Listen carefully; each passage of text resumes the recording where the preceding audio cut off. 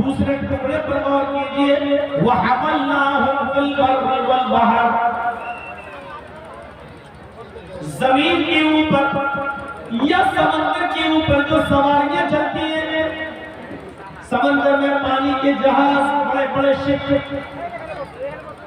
नाव, steamer और सड़कों पर जो सवारियां चलती हैं,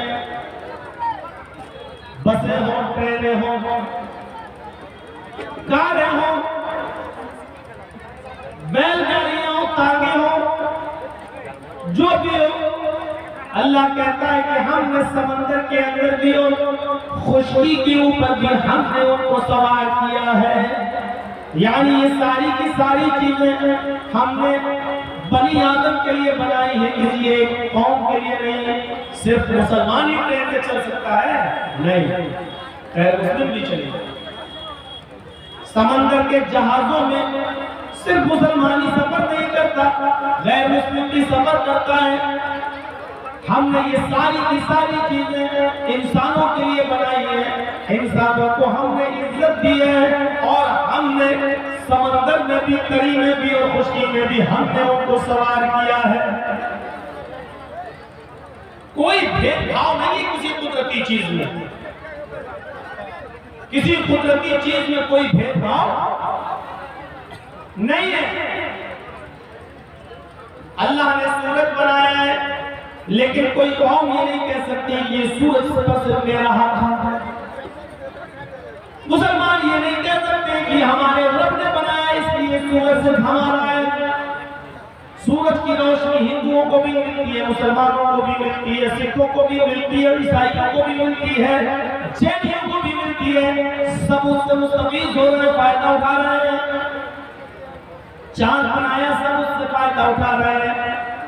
हवा अल्लाह रब्बुल आलमीन ने चलाई, सब उससे फायदा उठा रहे हैं। आसमान से बारिश होती है, सब उससे फायदा उठाते हैं। हर किसी के खेत में पानी गिरता है, गैर मुस्लिमों के भी खेत में और मुसलमानों के भी खेत में। इसलिए कोई ये नहीं कह सकता कि इस बारिश पर सिर्फ मेरा अधिकार है, मेरा हक है। गौर कीजिए अल्लाह रब्बुल आलमीन ने क्या कहा है, वलक़द कर्रमना बनी आदम, हमने बनु आदम को इज्जत से नवाजा है, मुकर्रम बनाया है। हमने उनको जमीन पर भी और समंदर के अंदर भी हमने उनको सवारियां दी, हमने उनको उठाया है, हमने उनको सवार किया है। तीसरे टुकड़े पर गौर कीजिए, वरज़क़नाहुम मिनत तय्यिबात, हमने उनको पाकीज़ा रोज़ी दी है। मेहनत करके कोई भी कमा सकता है, ये हलाल रोजी के दरवाजे हमने मुसलमानों के लिए भी और गैर मुस्लिमों के लिए, सबके लिए हमने अता किए। किसी एक की जाना जानी नहीं है। रिक्शा चलाकर कोई मुसलमान ये नहीं कह सकता है ये मेहनत की कमाई से खाने का मैं ही रखता हूँ। गैर मुस्लिम भी मेहनत कर सकता हूँ, करता है। वरज़क़नाहुम मिनत तय्यिबात, हमने पाकीज़ा रोज़ी भी हमने उनको दिए। वज़ल्लाहुम अला कसीरिन मिम्मन खलक़ना तफ़सीला, दुनिया में हमने मखलूक़ात पैदा किए, जो मखलूक हमने पैदा किए, उन तमाम मखलूक़ात में हमने इंसानों को हमने फजीलत अता फरमाई है। सिर्फ मुसलमानों को नहीं कहा, सबको कहा कि हमने और दूसरी तमाम मखलूक़ात पर हमने इंसान को फजीलत अता की है, श्रेष्ठता दिया है, एक मकाम दिया है, एक दर्जा दिया है। और दूसरी मखलूक़ात पर बनु आदम, आदम के बेटे, आदम की औलाद फजीलत है। कुरान की इस आयत ने इंसानियत का ऐसा सबक दिया है हमें कि हम ये कह ही नहीं सकते कि ये सारी चीजें सिर्फ मुसलमानों के लिए, ना आप किसी से छीन सकते हैं। गैर मुस्लिम मेहनत करता है, उसका मकान अच्छा बन रहा है, आपको भी हक है कि आप उससे ज्यादा मेहनत करके उससे अच्छा मकान बनाइए। वो जितना कमाता आप उससे ज्यादा कमाइए, ये हक तो है आपको। लेकिन किसी से कोई चीज छीनने का हक और पावर नहीं है। इज्जत अल्लाह ने सबको अता फरमाई है। जिस तरह हमें अपनी इज्जत प्यारी है, उनको भी अपनी इज्जत प्यारी है। जिस तरह हमें अपना घर मकान प्यारा, उनको भी अपना घर मकान प्यारा है। इसलिए जज्बात का एहतराम करना चाहिए, किसी के जज्बात से नहीं खेलना चाहिए।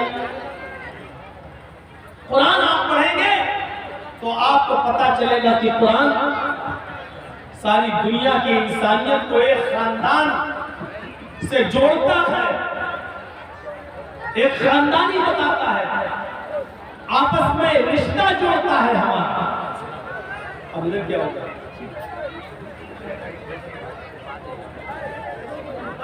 अरे आप लोग तो बैठिए, आप लोग बैठिए भाई, आप लोग बैठिए। हमारे जो जिम्मेदारान हैं महिला पिंडाल जाएं और आपसी मुबाहिसा को खत्म करें।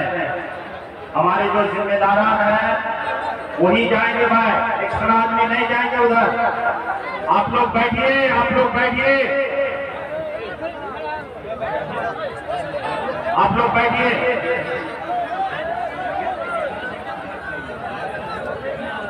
बैठिए भाई।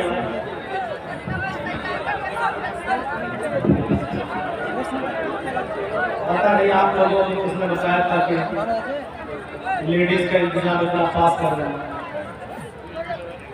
ये घर में अपने आदमियों की नहीं सुनती है तो जलसा सुनेगी।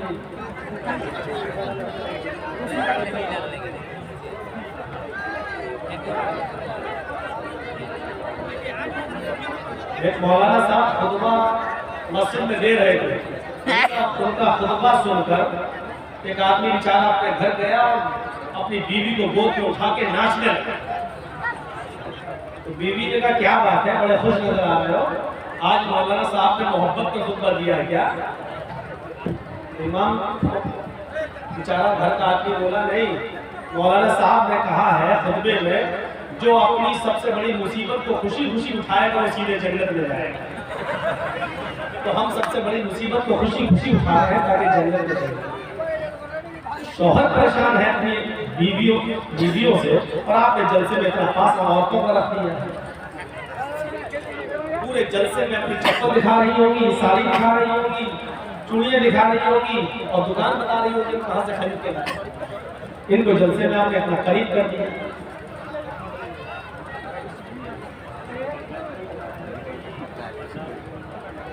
भैया रास्ते में सब लोग बैठ जाते हैं ना, ये सबसे बड़ा गड़बड़ करते हैं।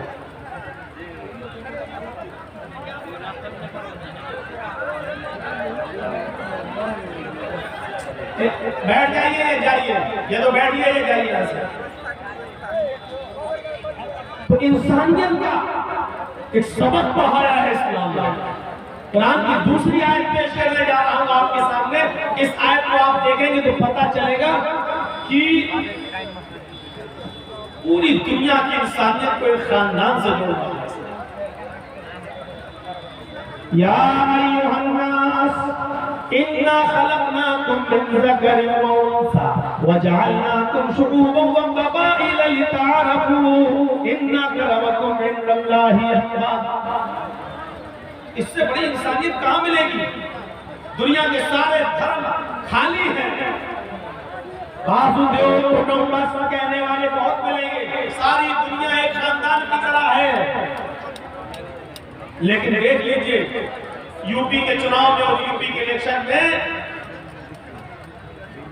जो अक्सरियत है वो अकलियत को इंसान मानती ही नहीं है। पूरा का पूरा चुनाव का प्रचार इसी पर किया जाता है कि हम ही इंसान हैं, दूसरा इंसान है ही नहीं।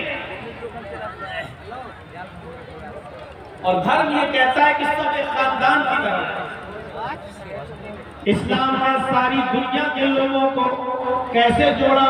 या अय्युहन नास है संपूर्ण जगत की मानव जाति, है सारी दुनिया के इंसानों को, मुसलमानों नहीं, है सारी दुनिया के इंसानों। इन्ना खलकनाकुम मिन ज़करिन व उन्सा, हमने तुमको एक ही मर्द और एक ही औरत से पैदा किया है।